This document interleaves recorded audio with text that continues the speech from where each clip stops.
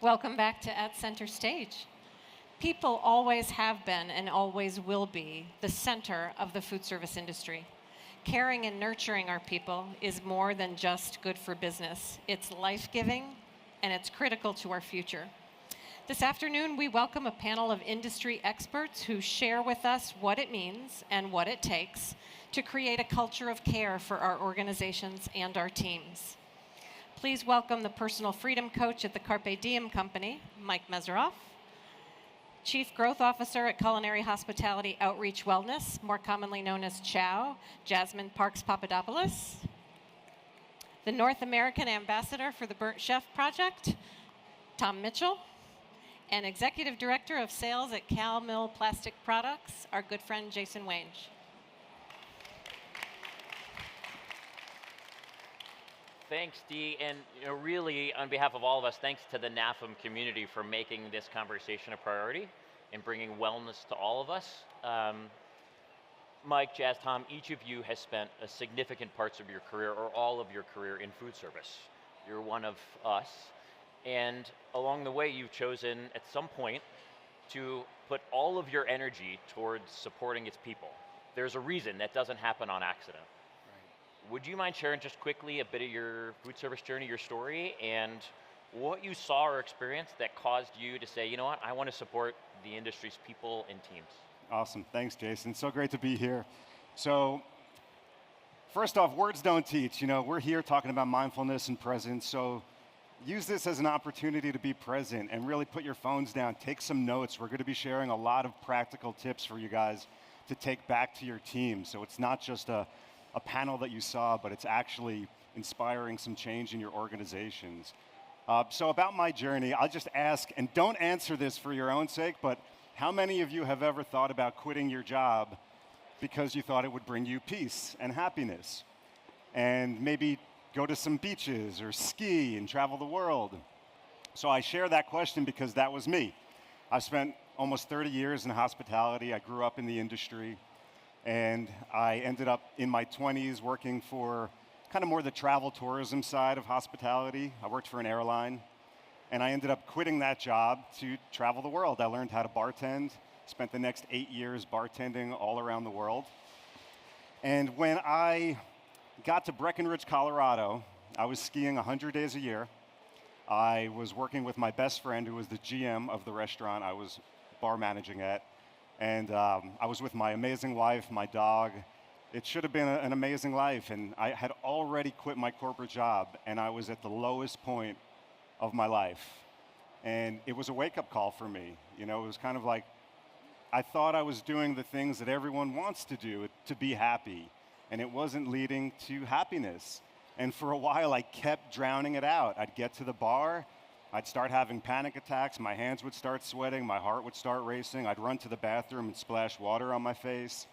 I'd run to the bar, rip a shot of Jameson, pop out back, smoke a vape. I mean, really, anything to numb myself and to kind of get through the shift. And at a certain point, I almost lost my relationship with my wife, who's amazing. And I needed that wake-up call to make a real change in my life. And I realized that happiness is not out there, it's in here. I went on an inward journey. I learned all about mindfulness. I started practicing meditation, practicing gratitude. Completely changed my life really, really quickly. And I can't help but share it. And I love the industry. We love serving others, and we really don't take enough time to take care of ourselves. So that's kind of how I got here. Thanks, Mike. Jazz? Thank you. First, I want to say thank you for all of you for being here today. I think when we talk about culture of care, these are conversations that are relatively new. I think there's a big commitment and collaboration that happens when folks walk into a room and they want to listen. I value your presence here, and I'm really glad that you're here. For me, I was an executive chef for 15 years. You set me up for failure following that up because my rock bottom had a basement. But what it looked like for me is that the better my career was doing, the worse my mental health was failing, and I chose my career every time. I was diagnosed with high functioning anxiety as an adult, which for me presented like I was phenomenal at my job. It meant that I was always very ready, that I had good presence, that I was a good leader, and I didn't know how to take care of myself. And what happened is that when I left the industry as a product of the Great Resignation, even though I transitioned pretty smoothly in a very privileged way into traditional therapy, a lot of it wasn't helpful to me because I didn't have any self-care, soft skills. And so I found myself with a lot of time, not a lot of friends, not a lot of interests. I could not slow down that emergency pace that had been a part of my life for almost 20 years as a chef. So I couldn't slow down enough to enjoy any of it. And when I could, I didn't have anything to enjoy because I hadn't squirreled away any emotional reserves from myself when I was a chef. So outside of being a chef, there was nothing. And so I started showing up to CHOW meetings as an attendee, and it took me a couple of meetings to warm up to the idea of being able to open up about my struggles and the things that I had seen and experienced. And so I stand before you today a CHOW success story. I'm out of the industry for 5 years. I have rich relationships, varied interests. I have gotten better because of the community that I belong in. Awesome. Yes. Great. Tom. Well, I'm obviously the senior member on this panel. And so I actually had two evolutions in my life. I was in the restaurant industry. I grew up in a house that was the house of hospitality. And maybe a number of you did too. Dad's on the barbecue every weekend. There's always people at the house. Drinks are always being served. That's what I saw from being a very young kid. And so when I turned 18, I wanted to go into the hospitality industry and worked in resorts. I worked in hotels. And then I went to work for a chain that was started by a psychiatrist. And he taught me more things about life than I'd learned anywhere else. It was truly amazing. And the culture we had at that restaurant was fabulous. Everybody was a team. It was a teamwork effort. Everybody loved working there. Our turnover was minimal. And then it was sold to a big corporation. And that went downhill. The pressure became ridiculous. I was transferred across the country, and it got to the point where I was overweight, I was drinking too much, I was taking drugs. My wife didn't even want to know me. And so I stopped, took 6 months off, looked at my life, and then got into the rep business. What half the people on this floor are doing. And that was a real treat. It was interesting, but there was a toxicness to it too. A lot of alcohol, a lot of late nights, a lot of burnout. And so I turned 50. And I sat down and took a good look at my life. And I was at a conference where a man by the name of Peter Legge was speaking. And he said, one of the most important things you can do in your life is build a runway. Decide where you are now and where you want to be and how you're going to get there. So I got involved in MAFSI. I got involved in a number of things and worked my way up through it. I quit drinking alcohol. I quit participating in a lot of the burnout things that I had before. And I decided to make myself into the best person I could possibly be. And this led me into a whole series of things that brought me to the Burnt Chef, because working with MAFSI, I developed enough political capital and cachet in the industry that I wanted to use that for something that was a good purpose. And I looked at my past, and I looked at the industry now, and my kids being in it. And I said to myself, I've got to do something. So I got involved with Burnt Chef, and it's provided me with so much because the opportunity is endless. The problem is so challenging that our help is going to be needed in every aspect of hospitality. So that's how I got here today. Jazz, creating a culture of care, wellness in a restaurant, in a rep firm, in a dealership, in a manufacturer, it's not easy. there are challenges, both from implementing new things that care about each other, but also creating dialogue that's two ways, where someone feels the freedom to say, hey, things are really hard right now. Why is it so difficult in food service, in kitchens, and what we're all doing? That's a great question. I can tell you that, at least from my personal experience, the restaurant industry is based on a very outdated military brigade system, right? And so we have this concept of hierarchy and leadership where folks are not meant to struggle outwardly because it betrays the confidence in the team. So if I'm struggling, I cannot lead. At CHOW, we try to turn that on its head and say that leaders have the biggest responsibility for modeling good self-service. A leader who gives himself permission to take care of himself is essentially telling his or her team, you also deserve to take care of yourself. And when you take care of yourself, the team thrives as an ensemble. Instead of everybody continuing to work isolated and marginalized in silos, where we are struggling and we don't talk about it. And I think one of the reasons that we've created this culture and replicated it in multiple segments of the food hospitality industry is because we have a historical lack of incentives for speaking out about struggles, right? We don't know if what we are going to say about our personal experience is going to be met punitively or not. Up until recently, you didn't even know if checking up on somebody and asking, targeted questions about their mental health could result in a HIPAA violation or an HR write-up. So there's a very real consequence that you can be met with by addressing or starting conversations without being prepared with resources. And there's not a lot of reason to do it, right? We hear from folks at CHOW, even if somebody comes to me and they're struggling, what am I supposed to do about it? It's really hard to get folks into the door, to get them, passionate about the cause, to get them trained, to get them to have boots on the ground. So how do I start this conversation if I can't address and have follow through? Yeah. The awesome thing is that there's organizations like ours that are doing incredible, impactful work to give resources so that follow through is a big piece of being able to have the conversation. Beautiful, I love it. Tom, why is it so hard in the world that we've come through? Why is it so hard to? Why is it so difficult to implement, to create a culture where people feel free to connect, to be real about their experience, and implement tools? I think we got into an understanding of self and not an understanding of empathy. And I think this is really sad that as a culture we did this. And I've brought this up before, that it's not just the poor hardworking person in the hospitality industry that needs help and assistance.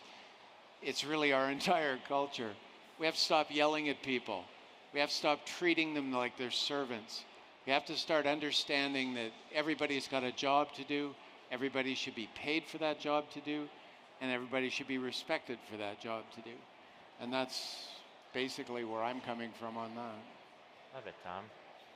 I think everyone who's here would probably agree, certainly us, that this work is one of the most important pieces of work we can do to create cultures of well-being. Mike, why does it matter so much that we focus on these things, ways to take care of ourselves and then our teams? I mean, it's, I kind of alluded to it earlier. We're so good at providing hospitality and giving great service, and we forget about the one person that we have to wake up with every day and go to sleep with and look in the mirror and really be comfortable with.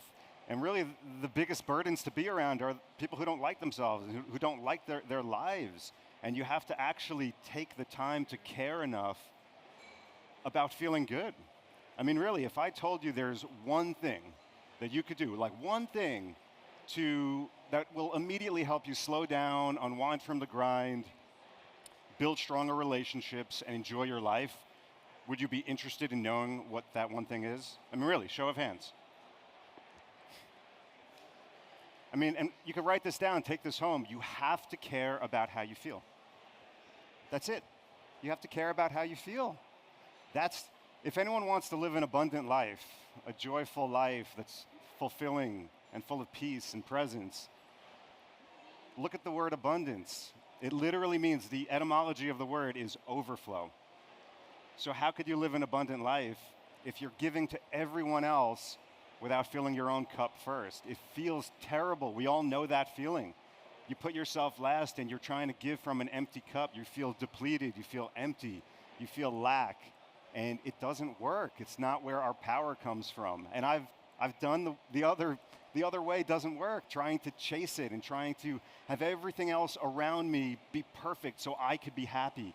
And that sucks, and it's fragile. It's like a house of cards. If one thing's off or my flight's delayed, holy shit, it's the end of the world. But you start to cultivate this inner peace, and it radiates out from you. Everything in this world is energy. The law of attraction states that what you put out there, you get back, so you have to cultivate that within yourself. And when you do, everything gets easier. You stop fighting all the battles. It's just a more joyful journey. So care about how you feel, and we'll talk more about specifics, but it really comes down to that. You have to put yourself first. That's why I just love the term self-hospitality. Put yourself first, and then you could give to everyone. Your teams, your entire organizations, your customers, your clients, of course, your family, and it'll change your life. I think it's really hard to offer people that which you don't know how to offer yourself. And so I think your point is really well spoken, that we have to start with us. How can I give something to someone that I don't know how to offer to me, as I look at friends out here? Tom, okay, I think there's a question, which is, this all sounds really nice, and we're gonna dive into some details here in a little bit. Right. But is it even possible? And you and Chris is here from Burnt Chef, and you're seeing this all around the world. You're creating change in what you're doing in organizations. So, to answer for everyone here, is it possible? And what are some traits you see in organizations that are doing it well, that are implementing this change? Well, I mean, it's like anything else. There's a young man that's one of our Burnt Chef ambassadors, Jim Taylor, in Vancouver, Canada, that runs a restaurant and runs it purely on the idea that his staff are the most important people to him there is. He honors them as much as he honors his customers. And he explains it to people. He just, it's retention is the cheapest way to run any business. If you have to go out and hire new people on a regular cycle, your costs are going up and you're not going to be profitable. This is an investment. What Mike is saying is, you invest in yourself. Once you've done that investment, it's so much easier to invest in everybody else and setting that example so they all want to participate with you. Like I say, I had this when I was with the restaurant chain I was with. We had a baseball team. We had organizational entertainment in the evening for the staff. I mean, everybody wants to be part of a community. Everybody wants to be part of something. They don't want to be that individual that's standing on the outside. The only way you're going to do that is to invite them in, set a good example, and provide them with the skills and opportunity. Awesome, Tom. I think about, there's lots of reasons why the importance of this. There's the human perspective, as I look at friends in the audience who want to feel alive and they want to be well. There's also the business perspective. You talk about productivity. I think I read recently that like 12 billion workdays are lost a year to depression and anxiety alone. And so from a running our businesses perspective and wanting them to be smooth and wanting to be profitable, investing in our people in this way affects that really profoundly as well. Jazz, it starts at the top. And you talked about permission to some degree. You might not have used the word, but that teams are looking to, they'll follow the person that's leading them. If a leader opens the door and offers permission to be authentic with their experience or to have a tough day or a tough moment or a tough year, whatever it might be, it begins there. But it's really hard for leaders who say, you know what, I am going a million miles per hour. I don't have the bandwidth. I'm not a therapist. I don't have the skills. What do we offer to leaders who love the message and the thoughtfulness here, but don't know how to implement or affect that change? Fair question. Fair question. I don't know that you all are going to love the answer. The answer is do less. not do more. And be very thoughtful about your approaches to modeling good leadership. Often we think that what it means is more team building, more capacity building.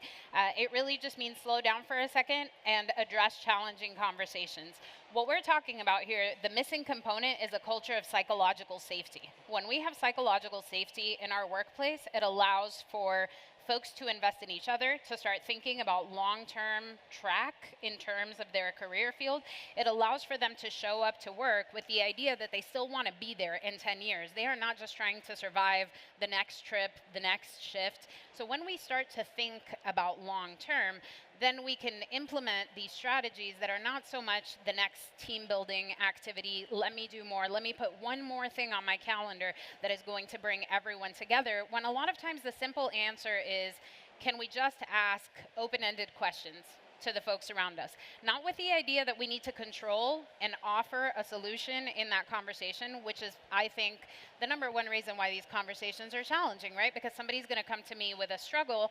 I am neither a mental health care provider nor a doctor and nor a coach, right?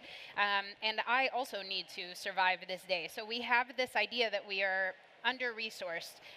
Let me give you a gift to put in your back pocket. Ask the questions, and the most caring thing that you can say to somebody who puts a struggle on your lap, and you know that you have a meeting in 15 minutes, and you need to book your next flight, and you didn't get good sleep yesterday, and you're trying to put on your game face, the biggest gift you can give them is to say, I care about you, I'm concerned, but I am not qualified. I care about you, I'm concerned, but I am not qualified. Let me sit with you while I get you connected to the next right place. Let's plug in a resource. Let's go ahead and regroup. I've got 45 minutes before I head home today. I want to check up on you today because I care about you. Give them the space and the platform to be able to share about concerns without it being punitive. That creates the long-term idea of psychological safety. I will not be punished for saying that I'm struggling. My leaders value the fact that I can bring my human experience to work. And then again, role modeling using the resource can be so much more effective than doing more. A lot of times what that looks like is saying, we have an employee assistance program. I actually got connected with a therapist last week. It took about 45 minutes to fill out the paperwork. I was seen within 12 hours. I didn't love the therapist right off the bat, but it turns out our EAP will give me another option. Have you had a similar experience? That coming from somebody in leadership can be so powerful. It does not require you to overextend yourself emotionally. It does not require for you to share too much of your personal story if you are not comfortable. We make our experiences morally neutral roadmaps for the people that are around us by saying, here's what I experienced. Why don't you try it out and tell me if it worked? And we role model the fact that there's no punitive approach when we share about our mental health or we share about something that we've used. It becomes communal, collaborative, and slowly these small road markers of psychological safety start to be placed in a business where people start to talk and share amongst themselves about the things that they're experiencing while removing the fear of retribution or the fact that their jobs might be at stake if they just can't cut it with the rest of the team. Beautiful. Tom, you and your team work with lots of leaders, chefs, manufacturing leaders. What are you doing specifically with leaders? How can they embrace this, and what tools do you give them to help meet their teams? Well, when you go to our website, the first thing you will be offered is resources for either management training or mental health care. It's a two-sided coin. We're trying to keep the problem from being created on the one side and then helping solving the problem that's been created on the other side. And it's so complex right now that, like Jazz said, you know, and I had the exact same thing happen to me. I spoke at the MAFC conference to about 700 people. And I get quite passionate about this, and I walked off the stage and there was a lineup of people standing there, and they wanted to tell me their story. Always. I love it. And the stories were horrific. And I'm not a professional, a healthcare person. And after half an hour, I had to go back to my room, and it took me about 7 hours to recover from that. Because like Mike said, there's an energy exchange that you're not ready for. And it's easier if you just set an example, provide the resources, and stand back than trying to offer something you don't have to give, I think.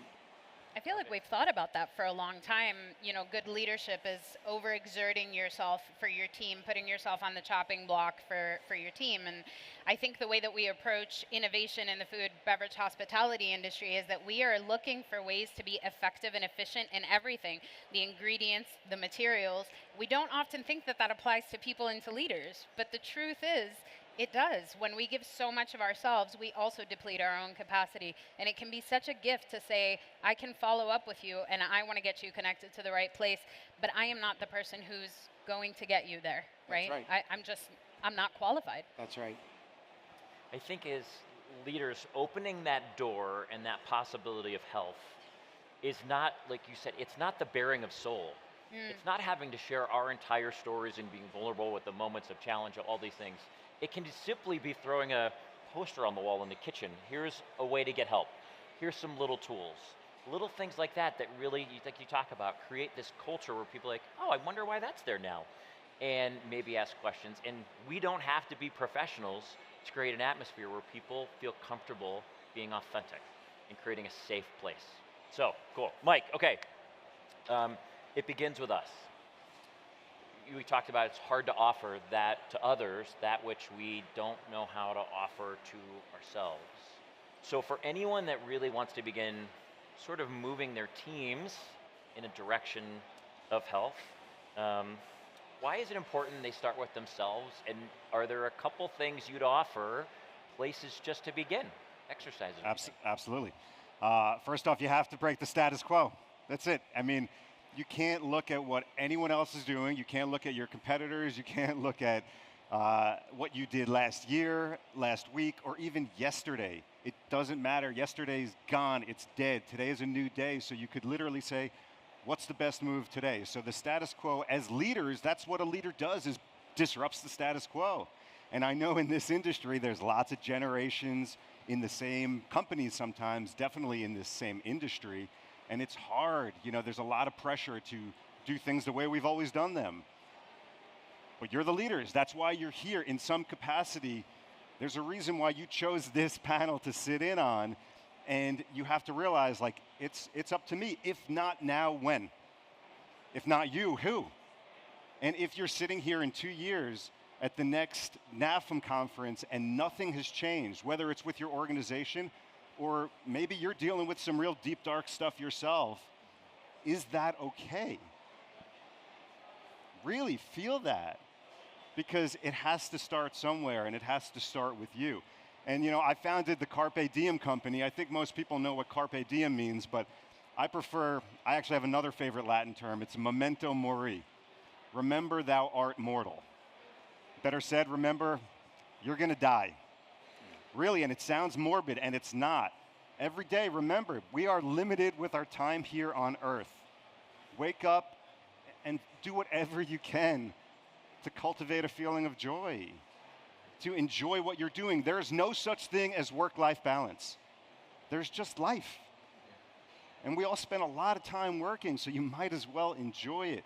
Not try to get through it, not try to get to the weekend or the next vacation, because I'm sure you've tried that and it doesn't work.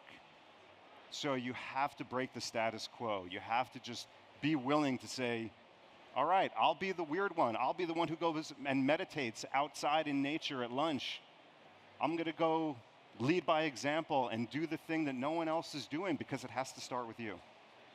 Awesome, Mike. For those getting started, trying to dip their toe in the water here, Jazz, what are some tangible tools, places just to begin this journey? I don't like toe in the water. These folks are already here. Let's go big or There we go go. home. Jump right in. There's no point. Dipping your toe in the water was sitting here instead of wandering around. So let's go to step 3 real quick, because I know everybody wants to take something with them. So I will challenge each and every one of you. We are very intentional at CHOW about what we call a temperature check. The way we do it at CHOW is checking in on a scale of rare to well done. Rare meaning juicy, full of life. Well done, been on the grill for far too long, take me off. Because we know that folks that work at the intersection of human services and food services, we often have more words for our food and for our products than we have for our feelings. We have awesome descriptors. We are a wealth of adjectives when it comes to the things that we are trying to sell to someone, but when it comes to the way that we are feeling, it's like happy, mad, sad, glad. Hungry for me is a big one too. And so we want to intentionally check in. We do this, one, because the food puns are great for us because we're all industry folks, but mostly because we can't get to where we want to go if we don't know how we're doing today. And I will tell you that I'm 5 years into this. Sometimes I will go to a CHOW meeting, and every CHOW meeting starts with a temperature check. Folks ask how I'm doing on a scale of rare to well done. And it takes me a full 30 seconds because it's noon and I've been in back-to-back meetings, so I don't know how I'm doing. I'm like chugging along. I'm living the dream, whatever hospitality workers say. And so I'm going to challenge you to ask somebody how they're feeling today instead of saying, how are you doing? Because we are human beings, not human doings. So ask someone how they are feeling and sit and wait for the answer. And I challenge you not to fix it, not to address it, not to control it, not to reframe it. Well, at least this, and it's sunny in Georgia, and I get it, we're tired, but look, at least we're here. Don't reframe it, don't fix it, don't control it. Give them the space to just share. This is a part for listening. We've got 2 ears and 1 mouth for a reason. More listening. So then you ask how they are feeling, and then here's the revolution, which is why it's step 3 and not step 1. Tell them how you're really feeling. And that's not, I'm good. What about you? Yeah, it's been a day, but tell them something about your very human experience today. And it can be like, I really love these new shoes. Shout out to everyone wearing Rothy's at this conference, but I'm like 6 Band-Aids into this day, and honestly, I don't even know if it was worth it. And that's how I am feeling today. I am feeling fortunate to be here. I am feeling a lot of gratitude. I am feeling a lot of foot pain. And that's where I'm at today. So allowing people to actually authentically share with you. Let's start deconstructing this idea that we can't give people the real answer, right? We have to go, I'm doing great. It's a struggle, but who benefits from that reframe? I'll tell you what I've learned. The coolest part I've learned about adulting, nobody is going to come and give me a gold sticker because I carry it well. No one. In fact, I am a toxically negative person. I complain often and I complain out loud, and there are folks who value me, like me, love me, dare I say, and who appreciate it. And often when I'm in a space where I say, Tom asked me this morning, I walked in this morning and he said, how are you doing? Are you happy? And I was like, I don't like that word. That's a weird word to use, Tom. I'm feeling really good. I'm feeling energetic. I'm feeling happy to be here. My feet hurt. And so I have noticed that when I give myself permission to give a very real answer, and that is I can be professional, I can be effective, I can be whole, even when I am really upset about my feet. Even when I heard that there's margaritas in light-up cups somewhere in the middle, but I'm like mid-conversation, so I can't have one, and I just see the glow-up cups go by. I can be very effective, authentic. I can show up and be my full self. And often what I notice is that folks are more willing to have a really good interaction with me. Like they will share an actual piece of themselves, and I get to actually have a conversation with them versus feeling like I'm ping-ponging toxic positivity with another person. I'm doing great. It's great to be here. I've been sleeping so well in this hotel for the past 3 days. And the person is saying the same thing back to me. I am very fortunate to be here. Yes, and because I am a full person, a 3-dimensional human being, sometimes everything isn't sunshine and roses. When you give yourself permission, like Mike was saying, when you give yourself permission to show up, it generates a lot of authenticity in the people around you, which creates psychological safety. I hear from the people around me in the last few years that one of the things that's most appreciated about me is that they know what they're going to get with me. When I say I have capacity to be with you, I mean capacity to be with you. I am intentional to sit down at a panel and take off my Apple Watch before I sit down because my nervous system buzzes every time that it vibrates on my hand, and it takes me out of what I'm doing. So if I'm having a conversation and asking someone how they are doing, today I asked Tom what his greatest human fear was. I took off my watch to do it because it's important to me that Tom knows that while he's telling me his greatest fear, that I'm not being pinged back into another space. I can't do anything about his greatest fear. You know, I can't address it in any way. I can share it, I can hold it with him, I can have a conversation with him about it, and I can promise not to be pulled into different directions. I have seen what that does to people, giving them platform. I have seen how people fundamentally transform when they know that they are being seen and heard. It's interesting, when she asked me that question, I was on the spot, right? What is my greatest fear? I don't like But then I small talk. realized she actually cared what my greatest fear was. And that was kind of the whole point, right? Yeah. And the other side of it is, my mother always taught me that everybody should be happy. So are you all happy? That's what he said. He said, you know, I want to know if you're happy. And I said, Tom, I don't engage in that kind of behavior. I'm in therapy so that I don't, so that I don't care so much about people being happy. I'm like, I'm getting to know number one for a second. You know, like you said. I love the ability to handle multiple things, to demonstrate. I think there's power in sharing all the things we're experiencing, because it's so easy when my middle schooler comes home from school and you ask him how his day was. It was great. Sometimes it's just terrible, and I have the ability to focus on the negative thing. There is a million good things. So to be able to share multiple experiences all in a moment means, oh yeah, I can handle these hard things because I know they're not the only things in my world, and vice versa. Sometimes people think there's something wrong with me when they ask me. They'll come up to the booth, be like, Wange, how are you? And I pause, and I'm like, yeah, I think I'm good. Let me think about it. And they're like, are you okay? Well, yeah, I'm okay, but I know I'm not all awesome right now, which is not what I want to offer you. And so it's a gift to handle multiple things and really learn to be aware of them, because I think many of us aren't even aware of what we're going through. You know, well done, rare, medium, all those things. I think that's a really fun tool. You're revolutionary already. You're on step 3. I love it. Okay, each of you, we're about winding up time here. And then we're going to get to questions if anybody has questions. Mark's got a microphone.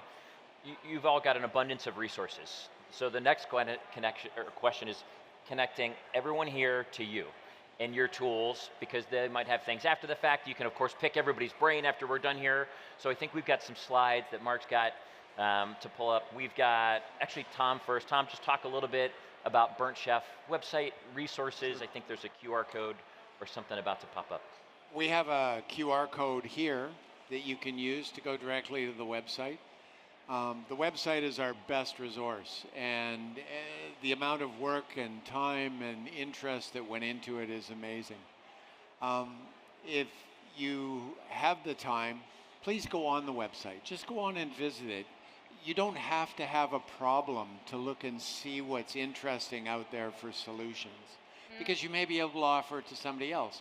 And this is what we're doing with the Burnt Shelf Project. If you go home today and you tell 2 people about us, then there's 2 people that can tell 2 more people. And that's how we get the word out. That is the fastest way. It's faster than social media, believe it or not, because people will actually pay attention to another person. And I think that's important. So if you have the opportunity when you're talking to somebody or you know, they ask you, what happened at NAFEM? What did you learn? What did you see? Tell them to go to theburntchefproject.com, because whether they have a problem or not, they're going to learn that there is a problem, and maybe they'll be able to help, or maybe they know somebody that needs help, and then they can direct them there. And that's what we want. That's what we're working towards. Love it. Awesome. Jas, CHOW, how does everybody find you, connect with you, get some resources?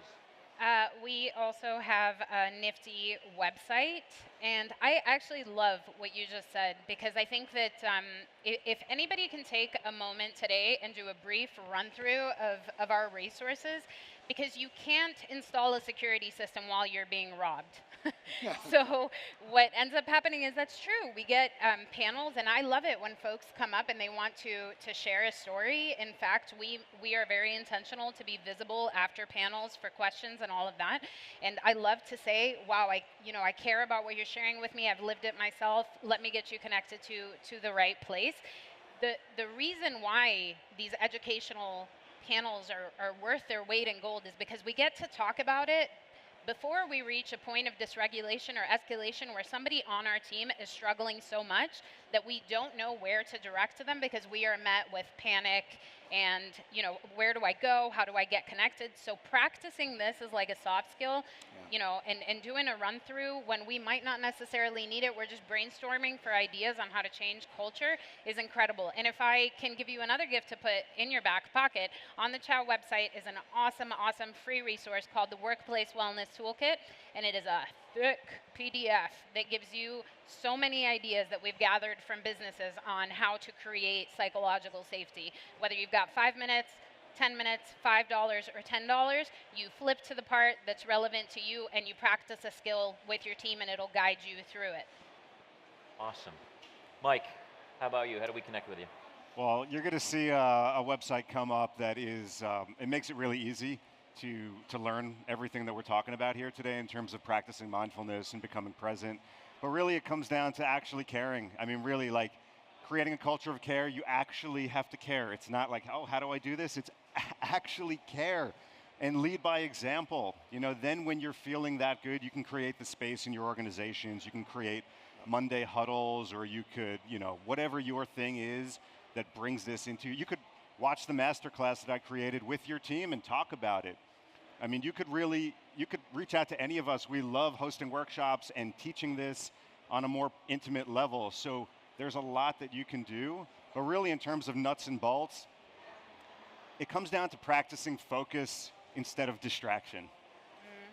We're so distracted. We all know it. We're on our phones, we're on our Apple Watches. We get the beeps, the buzzes, the rings, the vibrations, and they take us out of presence. And it all comes back to practicing focus. And the way you do that, what changed my life completely is meditation. And everyone thinks it's this hard thing, or you have to go on a retreat to the Himalayas and sit in lotus posture for 2 hours. 3 minutes every morning will change everything in your life that matters the most to you. And this masterclass that I prepared walks you through meditation. And I don't have time to lead you into meditation right now, but I want to do just a conscious breath. So if you could just put your feet flat on the floor, back straight. This is not very inclusive. My feet are over. If you're standing, it's fine too. Just let out all the air in your body. Now do a nice, big, deep inhale. Just fill up your entire body and hold it. Keep holding it. Hold it. And now let it go slowly out your mouth. Oof. Feel your shoulders go down. Feel the stress pour out of your body. All that air comes out. I like that. And you could gently open your eyes if they were closed, but that's all you have to do. You could do that in the middle of your day. If you're feeling triggered, if you're feeling stressed, take one conscious breath and come back to the present moment. Something else that is just so important when you get control of your focus is, what are you focusing on? Gratitude. Really, it's so simple to look for the silver lining in things, to find the good in every situation. But as we've talked about a lot, this is preventative. It's something you got to get ahead of. You don't wait until it happens and it's like, okay, now I have to do that thing. Yeah, that happens, but it's so much easier when you're practicing it every day, when you're meditating for a few minutes every morning, when you're practicing gratitude. Maybe you get a journal and you just start really feeling gratitude. Right now, you could think of one thing in your life that you're grateful for. You feel it in your chest, and you feel that beautiful energy expand out to your body. Maybe it expands out to the room. It changes your vibration, it changes your energy, and it changes how you flow through life. So you start to just practice focus instead of distraction. And like I said, my website's, you can go visit me, it's MikeMesseroff.com. But I created this self-hospitality.com. It's an hour-long masterclass that really just goes deeper into everything that we shared here today in terms of how to bring this into your life. Watch it with your teams. We have plenty of our cards. Take them, pass them out to your teams. Just encourage this. That's also how you could lead by example, is say, take an hour out of your Monday morning and just do something. Do it as a team, whether it's watching the masterclass, going onto CHOW's website, going onto the Burnt Chef's website, and just learning together and talking about it. That's just a great place to start. And of course, talk to us. This is clearly, we're passionate about this. It's changed all of our lives. I know it's changed Jason's life as well. And we're always available. There's nothing that personally I enjoy more than talking about this. So please come say hi. We'd love to talk to you. Thanks, everybody. Thanks, Mike. If anyone has questions, we're happy to hear them and try to answer or give you any feedback. Anybody questions? Don't be shy, folks. Give permission. There we go. There we go. Yes. How amazing that NAFEM is doing this. That's the permission. NAFEM's the leader in the industry having this panel. Take that as your permission to bring this back to your lives and your workplace. How you doing, guys? I actually saw you guys on a screen down the way, and I said, I got to get over here. And you walked 4 miles to get Hey, here? man, through the thick of the pool. Through the margaritas and and the I'm, shiny I'm cups. actually an exhibitor right now. My booth is under control. My team's doing it, taking care of it. And I saw you guys talking about a lot of stuff that it reflects the reality of authenticity. You know, you're in an environment, half of us are in something new, half of us are in something that we've traveled through into something new every single time. And we teach who we can, and we also have to teach ourselves to get through those things. So for myself as a managing partner in a manufactured company, you know, when you're guiding yourself through an operation like this and you're guiding folks through it themselves, I want to ask, where's the balance maybe through a partnership where the experience is in different realms of an industry? Maybe in hospitality, I have partners that are in the restaurant group, but they're not quite in a manufacturing frame of mind where these conversations are a language barrier, you know? So where do you find the symbiosis between the groups and able to translate the language between the different tiers and hierarchies within? I love this question. Can I go? You can go. I love this question. You're going to hate this answer. Okay. Sorry, I really love delivering those, though. We talked about my toxically negative personality in case you didn't catch it, but folks can't often relate to the parameters of the experience, but they will always relate to the feeling, right? So if you tell me, you know, I'm really struggling with today because it's a really high pressure environment. I need to sell this product as fast as possible. My throat hurts. My elevator pitch is stagnating. I can't relate to that because I've never been an exhibitor in something like this. I can't factually imagine what it's like to have to say the same thing over and over again to 10,000 people, but I can relate to stress. I can relate to my throat hurting. I can relate to having to be really effective in messaging so that I can grab the attention of folks. And so when you frame the thing that you are sharing, instead of talking about the really nitty-gritty aspects, if you can be courageous enough to share from a feeling perspective, which I know is super discouraged in corporate places because why are we bringing all that mess in here? It often makes you a lot more relatable because people can relate to the feeling behind the practical aspect that you're sharing. And if we're being really honest and authentic with ourselves, often what we want folks to relate with is the feeling that we are feeling that is overtaking our body versus someone to be like, yeah, my feet hurt too and my elevator pitch is lagging. But it can feel a lot more like camaraderie for someone to say, you know, I have no idea what it's like to be an exhibitor, but it's super stressful to have to sell yourself with a product-based interaction, and it can wear on you. And that's really hard, and thank you for being here. And I just want to add that it's beautiful words right there, but we're all human. I mean, there's this just shared humanity, and usually what is truth is the simplest thing, which is coming back to the present moment, coming back to the peace that's within us. We could all relate to being stressed. We could all also feel peace and gratitude. So, take away the specifics and just bring it back to simplicity. Yeah. Great question. Thanks. Anybody else? Miss Sharon. Thanks, everyone. This is very impactful. So I work in an environment where 189 cultures are represented. So imagine my behind the scenes. So how do you encourage your staff to come to you, because to them it's taboo. This is something you don't talk about, you know, from the cultures they come from. You know, for us here, it's so easy to say, I have a problem, I want to talk to you about it. For others, it's a cultural phenomenon that if I say something, I'm going through this, that means I'm a failure. So how do I encourage them to practice, well-being, mental positive, that it's okay to talk about it? The thing I started with, I just have to jump in, is words don't teach. You have to lead by example. I mean, really, the reason we shake hands is to show the other person that we're not concealing a weapon. That's vulnerability. So as a leader, you have to bear it all. You have to go first. You have to be willing to take arrows in the back and say, I'm willing to be the weird one. I'm willing to be uncomfortable. Jason's one of, my idols when it comes to that, giving others permission by sharing his vulnerability. So you just have to do it first. Really lead by example. I don't know if you guys have anything to add. Yeah, I think what I would add to that is we've seen a lot of that at CHOW, right? When we work specifically, I'll use a restaurant example, when we work specifically with restaurants, right?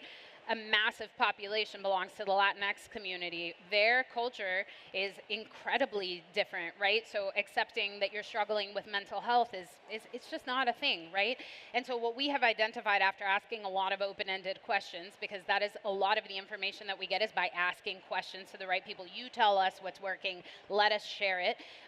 Identify a culture leader within the community. There is always one person who is willing to stand and to be a beacon, especially if we can reinforce that by saying, everyone in this group is looking towards you. A big part of your responsibility, yes, is to be a performer, to round up your numbers, to look at costs, but another big part is also role modeling. I need you specifically to test out the employee assistance program, to try a CHOW meeting, to do a walkthrough of Brent Chef, to watch the master class. I will incentivize you to take an hour out of your time and then schedule a follow-up email to talk to everybody about it and tell them the things that you learned about it. Come up with 5 action points that you've learned from these resources or this thing that I'm incentivizing you to do, and you share it with your community. Sometimes, the truth is it can fall on deaf ears. We hear this in restaurants a lot. A message delivered from me, when it's delivered by somebody that doesn't look like me, can go so much farther because personal credibility is a thing. So identifying that person who is willing to make the leap, asking them for a collaborative effort, and incentivizing them. That is the biggest part, incentivizing them to be able to do a little bit more legwork to take it back to the team. We have found that this is a great formula for allowing all of the subgroups within a business to organically thrive all together. We're all people. And, the funniest thing is the more human you are, the more human other people will be, no matter what their culture is. And I remember when I was sent to the big city to run the big restaurant, I was dropped into the United Nations as far as I was concerned, and I showed up in cowboy boots and a rodeo belt in Eastern Canada. I can see that. Yeah. I can see it. Yeah. And the entire staff looked at me in horror and went, oh no, it's over, because they had a great life as they saw it. And I just worked with them. Just sit and talk to people. Make a point of sitting and talking to people and listen to what they have to say and let their ideas flow and let them participate.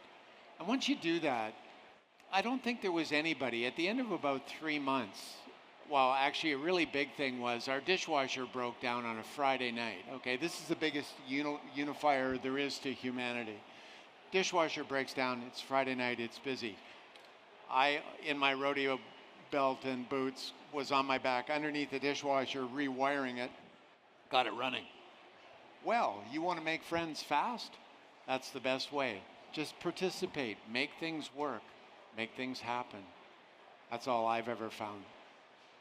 The asking the questions part, I think, is a key component too. Being able to give a platform to each demographic and say, what do you think is going to be the breakthrough? You tell me what is culturally relevant to you. I don't want to speak for you. You tell me what you think this team needs. We often don't do that because we think that folks are going to come out with something outlandish, like we need, $10,000 raises. The truth is, sure, for every, one person that needs a $10,000 raise, there's, a lactating mother that wants, a room to be able to pump in, right? Or whatever that looks like. So asking the questions and asking each demographic to tell you what they need, and then bringing them into it. I think communal leadership is such an innovative idea, because we've always had this idea that as a leader, I should research it, figure it out, and fix it for you before you even identify what the problem is. So what if we turn it on its head and say, you tell me what you need, let me support you while you make it happen, while you get the resources, you share it with the rest of the team, which also, fun side effect of that, psychological safety, because you now have personal ownership, right? You are a part of organizational culture. Feeling like you belong to the organization on a high level really has long-term buy-in for folks. It's not just cultural either.